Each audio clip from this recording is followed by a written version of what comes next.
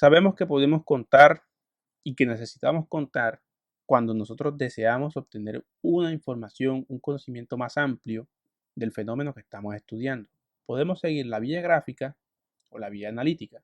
Podemos contar los puntos muestrales de dos formas diferentes. Veamos primero cuál es la forma gráfica. Bien, empecemos por el conteo usando métodos gráficos. En el conteo por métodos gráficos, nosotros partimos de la elaboración de un diagrama que muestra todas las posibles opciones o caminos, entre comillas, que pueden seguirse para determinar uno o varios puntos muestrales. ¿Qué quiere decir esto? El método gráfico parte del hecho que nosotros podemos asociar cada uno de los diferentes puntos de la muestra con una situación que lo da origen.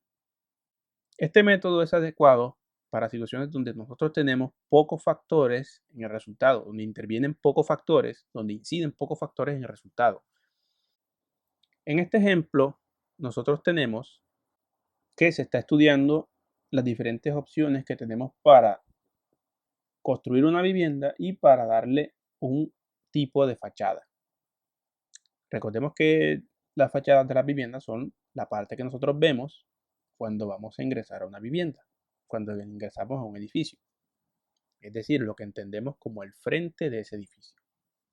En este caso intervienen dos factores. Primero, tenemos el estilo de la fachada. Y segundo, tenemos los planes de construcción que va a seguir esa vivienda.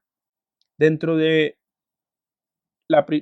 primer factor, que es el estilo de la fachada, tenemos 4 diferentes alternativas. Tenemos que son estilo Tudor, estilo rústica, estilo colonial y estilo tradicional. Tenemos esas 4 opciones para el estilo de la fachada.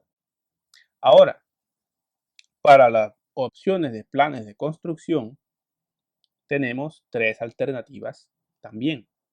Tenemos que la vivienda sea de una sola planta, que la vivienda sea de 2 pisos o 2 plantas, o que la vivienda sea a 2 niveles. Es decir, tenemos 3 alternativas para el segundo factor.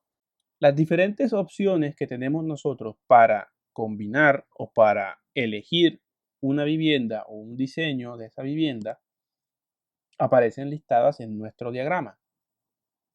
El orden en el que nosotros listemos los factores que intervienen no es muy importante. ¿Por qué? Porque los métodos gráficos y el conteo en general tienen la bondad de ser conmutativos. Respetan la propiedad conmutativa. Entonces, en este caso el diagrama se inicia con el primer factor, que es el estilo de fachada.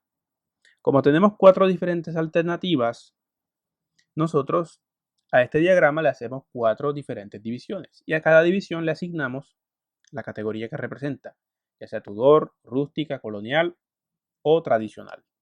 Seguidamente, y para cada una de las divisiones, nosotros hacemos lo mismo con el segundo factor. Para cada una de las divisiones agregamos el total de características o de categorías que tenemos en el segundo factor. En este caso tenemos 3 categorías. Tenemos una sola planta, 2 pisos o 2 plantas y a desniveles. Entonces, para cada una de las 4 características del primer factor, tenemos 3 características del segundo factor. Observemos que el gráfico, apenas con 2 factores y 4 factores, 4 características para el primer factor y 3 características para el segundo factor, observemos cómo de tupido y cómo de denso está nuestro gráfico de conteo. Si nosotros ingresáramos, digamos, los colores que tenemos disponibles para pintar nuestra casa, ya sería un tercer factor. Y por cada uno de las 12 combinaciones que tenemos en este gráfico, tendríamos que añadir otras 2, en el caso que tuviéramos 2 categorías para el factor de pintura. Y nuestro gráfico crecería aún más. Bien, para terminar el ejercicio, nosotros podemos contar cada uno de los diferentes resultados que tenemos. En este caso tenemos 12 resultados. Quiere decir que, por ejemplo, una persona podría seleccionar perfectamente el tipo de fachada rústica a una sola planta, que correspondería a uno de los 12 resultados posibles. Como dijimos anteriormente, tenemos dos diferentes formas de contar puntos muestrales en estadística. Como ya vimos, podemos hacerlo de forma gráfica, siempre y cuando no tengamos demasiados factores y demasiadas categorías en cada factor. O también podemos hacerlo de forma analítica, empleando las características del problema y de los factores que intervienen en el problema. De forma analítica, ¿cómo lo podemos hacer? Nos podemos basar en herramientas matemáticas y conceptos matemáticos que nos van a permitir a nosotros simplificar y modelar la situación problema o la situación de estudio en términos matemáticos para darle un tratamiento mucho más sencillo y ágil. A grandes rasgos, podemos aplicar la multiplicación para determinar el total de formas en las que se pueden dar diferentes resultados. Es decir, podemos aplicar, como ya vimos un pequeño adelanto en el método gráfico, podemos aplicar la multiplicación para determinar el total de casos posibles en una combinación de diferentes factores. De forma general, podemos decir que una cadena de sucesos en la que el primer suceso se puede dar de n sub 1 formas y los siguientes sucesos se pueden dar de n sub 2, n sub 3, n sub 4, etcétera, etcétera, etcétera, hasta un n sub n que cubra todos los diferentes sucesos de esa observación. El total de formas posibles en las que puede ocurrir ese grupo de sucesos va a venir dado por la multiplicación del número de formas del primero por el número del segundo, por el número del tercero y así sucesivamente hasta abarcar todos los diferentes sucesos de esa experiencia, de esa observación.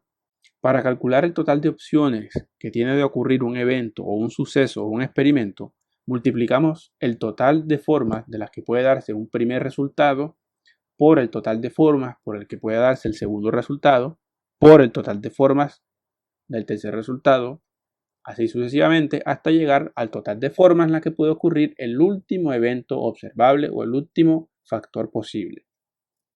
Retomemos el ejemplo que habíamos citado anteriormente de la fábrica de lápices.